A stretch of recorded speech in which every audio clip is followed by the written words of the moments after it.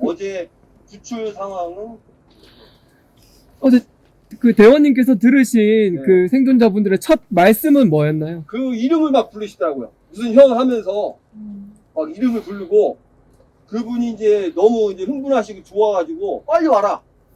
그 이제 처음에는 근데 이게 아무래도 광산 아니다 보니까 전달이 금방금방 안 됐습니다. 그래서 최초에 있었던 사람부터 빨리 와라. 그래가지고 제가 먼저 들어가서 같이 좀 안정을 시키고 뒤에 계셨던 분들을 오라고 해서 그분들이 이제 그 사이에 좀 기다리고 계셨죠. 근데 아까도 말씀드렸지만 상태가 상당히 건강 상태가 좀 좋아 보였습니다. 의식이 명료하고 그리고 그런 거 보고 아 이게 대단한 상황이구나. 이거를 보고 바깥으로 나가실 수 있도록 조치를. 그럼 그 생존자 분께서 네.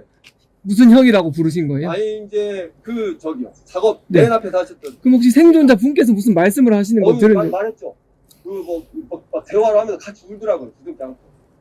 무슨 대화 안 하셨는지. 어떤 대화를? 그것까지는 제가 뭐 하여튼 대략적으로. 수고했다. 그 다음에 하여튼 고생했다. 그렇게 하고 뭐 그런 얘기를 막 하시면서 부둥켜 안고 거기서 울더라고요. 그래서 앉아 있어라. 나오지 말고 안정을 취해라. 그렇게 하고 기다리도록 했어요.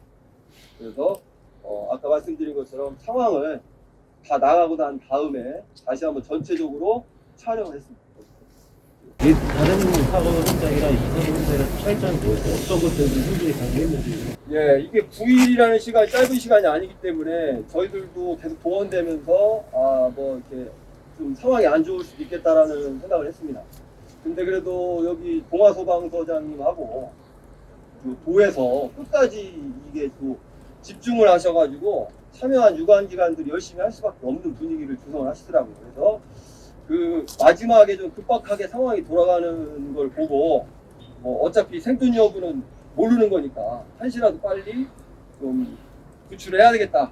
생존 여부는 나중에 판단하고 그런 상황에서 결과가 이렇게 나오는 거는 뭐 누구도 예측할 수 없기 때문에 그 다음에 날씨가 춥고 그 저체온증이 올 수도 있겠다 했는데 아까처럼 비닐을 치고 불을 떼고 있었다는 건 상상도 못했죠.